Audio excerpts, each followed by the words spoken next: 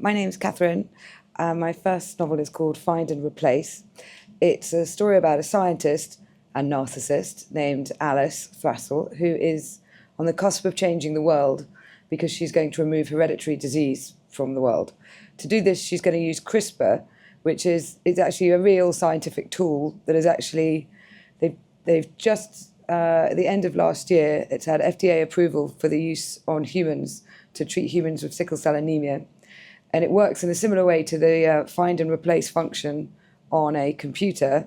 So it can actually identify the faulty gene in every one of the 37 trillion or so cells we have in our body and replace it with a healthy gene. My character, Alice, meticulous and controlling, is prepared to manipulate political figures, leapfrog safeguarding ethical boundaries, and even murder in her obsessive quest to be remembered after her death. So this is the beginning. I have never understood why psychopaths are described as being unpredictable. Their lack of empathy or ability to attach any emotion at all to their actions makes them the complete antithesis of this. They are predictable. In fact, they are among the most predictable of people I have ever met. It's difficult for the masses, predominantly unexceptional people capable only of prosaic thought that live their entire lives in the empathy-driven world, to appreciate this because they lack the ability to separate action from emotion. You want true objectivity? Ask a psychopath. For the record, I am not one. I'd never be that boring. I actually do possess the BNDF gene, the gene responsible for empathy. I just never let it hold me back. I indicated left and pulled onto the highway. After it happened, the papers referred to our father as a psychopath. Safe terminology given dead people can't sue for slander. How Scarlett still wanted to be a journalist after the hounding we'd received as teenagers still puzzled me, and yet she'd happily label me the emotionally dead one. The difference between being emotionally dead, dear sister, and refusing to talk about our rampaging, murderous father is that I have not allowed the latter to obstruct my future for the past 23 years. You know, burying past traumas is literally why my job exists, my husband Rory had quipped in Scar's defense. It's 90% of the reason people go on to become offenders. Very rarely do we see people with perfect childhoods commit crimes, not the sort I get involved with anyway. I'd offered a conversation-ending smile because it was a waste of my time to argue my point with either of them. One they should have both known. I don't discuss the past because doing so gives control to that event. It gives it life. To kill something totally, ensuring it is so completely removed from existence that not even a fleeting shadow of a memory of it still remains. You need to take a scythe to its neck, silence it entirely, and then never, ever mention it again, ever. Scar had always had an upside-down way of thinking. Spending our school holidays with our grandparents stateside at Eaglevale was an opportunity. Learning one-on-one with Grandpa at his lab tucked away in the woods was an opportunity. Just because Eaglevale was the place where everybody died wasn't a reason to spend the holidays interrailing around Europe or staying at friends' houses in London. She should have been better than that. But that was classic Scarlett, like water in a stream, always finding the easiest route. Every day I walked into that kitchen. Every day I lay in our mother's childhood bedroom. Little by little, I took back control. I held my hand on the horn and shooed at the limp-driving moron through my windscreen. Why was this jerk blocking my fast lane? Move! Whacking the volume to full, I blared the Rolling Stones, Paint It Black, as I undertook him, my little black Porsche 911 accelerating at a steady enough speed to ensure I made eye contact with the tech bro in the Tesla, an account manager at best, probably courting some nausea-inducing newfangled title like Smile Captain or Happiness Guru. He flipped me his third finger and I thought about how easy it would be to kill a stranger, except that he's not a stranger now, not really. Not now I've blown my horn at him and he's sworn at me. Now I have motive, and more than likely, my motive has been captured by at least one car's dash cam on this highway, probably several. Highway CCTV too, no doubt. As counterintuitive as it may seem, our little tete-a-tete has just saved him. Any idiot can kill a stranger, but to kill someone you can be linked to, that's the real art. That's the stage where all of your meticulous planning and attention to detail is truly judged by your fate. Grandpa taught me that. I pulled in at speed a foot in front of his bumper and evenly applied the brakes until he was forced to slow to 30. Just as he threw his frustrated hands up at the steering wheel and indicated to pull to the inside lane, I floored my car and zigzagged through the traffic until I could no longer see him. Grandpa's dream was always to help people, to make society better for everyone in it, and I have continued to grow that dream on a larger scale by helping more people than the limiting factors of his era enabled him to, fulfilling my own part of our family legacy. As with all great scientific and technological advancements, the very nature of what I do is contentious, to the extent that it has swung presidencies, overthrown governments, and been the ignition fuel to wars.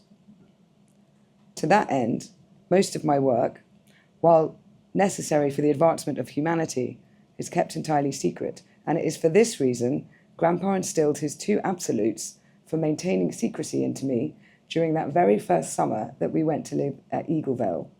1, always have leverage. 2, always have a backup plan. In a town where farm accidents were commonplace and the small police force was more inclined to decide a person's fate based on their character than move a case to trial, incidentally, an excellent example of empathy driving actions rather than actions being judged with true objectivity, it was easy for Grandpa. After all, every family is entitled to one tragic family accident. The hard part is to not get greedy and have 2, or a super cocky 3. That's unless you're really clamouring to become the focal point of some fantastically cliched detective who doesn't believe in coincidences, putting down his bottle, jettisoning himself out of retirement, and taking a long hard look at your case. And Grandpa was lucky. That was the 70s, before DNA testing, GPS, smartphones, CCTV, and dash cams could vandalise an alibi. To be on the safe side, I've designed a loose backup plan to terminate someone I can be linked to, should it ever come to that. Not necessarily ever to action, but just to have on the off chance it's required. I sleep better having a plan. My preference, for convenience sake, would be for London to be the venue over the States. Not because I'm scared of the death penalty, but because the British judicial system is so lax, particularly towards women. Take Myra Hindley and Rose West, 2 of only 3 women to ever receive full life sentences in the UK. Each a serial killer in their own right. They literally had to torture kids and kill them to get those sentences. And I would never torture kids. Given my job, it would be a PR nightmare. The only real, unalterable part of my plan is that I don't want to get involved with body disposal. I'll explain my reasoning. Whilst I'm strong, I'm also petite, and dead bodies are heavy.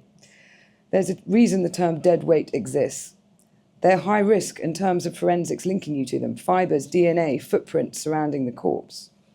And if a body has been disturbed, chopped up, buried, flung into the woods, even the sleepiest of policemen may realise a murder has been committed. Deadlocked bodies lack finesse, and there should be elegance in death. As I see it, I'm left with 3 options: poisoning, cliff falling, or drowning. Running the simulator that I am some sort of laissez-faire, fly-by-the-edge-of-your-seat, non-meticulous moron that decides to terminate Rory, it's always the spouse, and I, a scientist, am able to source a small amount of my preferred substance in the UK, my first problem would be a dosing issue. Too much, and your victim drops dead. Seemingly healthy people don't just drop dead. Autopsies are performed, questions are asked, jail sentences are dealt. Not a large enough dose, and your victim doesn't die. Perhaps, even, worst case scenario, builds a tolerance to your substance. Consistent small doses over a sustained period of time is the answer, creating multiple crime scenes and multiple opportunities to be caught. And being pragmatic, I'm just not in the same country as my husband that much. Any sourcing whatsoever, under whichever pseudonym I chose to give, would leave an inescapable trail that would, with enough people doing their jobs properly, lead back, at least circumstantially, to me. The nagging thought that should the deceased be buried over cremated means I'll be living under the guillotine of one day through advancements in forensics, the body is exhumed and the finger is pointed at me. I'm not willing to risk my freedom, or worse, my reputation, on anything that I don't have 100% clarity on. Cliff falling doesn't work logistically. I can't think of a convenient cliff for someone to fall from in London. And if they did, the chances of it happening are so slim, the first place the police would look is to the only other person on the walk. This plan would involve me having to discover a new love of hiking, ideally in the rain, less witnesses, higher chance of slipping, and then convincing someone else to join me. It's a chunky way of achieving my goal at best. But my real issue with cliff falling is it's not dead certain, pun intended. Suppose the person falling miraculously survives, breaking every bone in their body, but somehow manages to live long enough to say, Ali pushed me. Drowning, I like. I saw a documentary about a man named George Joseph Smith, aka the Brides in the Bath murderer. His plan was elegant in its simplicity, but he allowed greed to be his downfall. He murdered his wife by entering the bathroom when she was in the bath and pulling her feet up by the ankles, forcing her head to be submerged below the water. For his wife, this meant that she could get no purchase on the bath. She could not push herself up, could not keep her head above the water level, and drowned. The small amount of bruising on her ankles was deemed to be unconnected to her tragic bath death. Stylish as it was, this plan only worked well on the first two wives, the fool. Ultimately, his greed and his super cockiness led to him being caught on his third wife. And then the bodies of the first two wives were exhumed.